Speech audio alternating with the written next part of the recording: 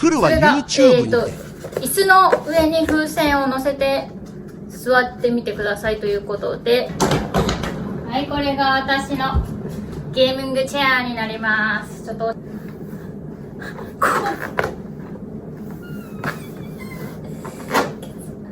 終わった。手離され。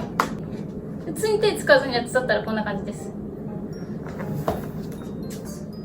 こんな感じ。割れなかった。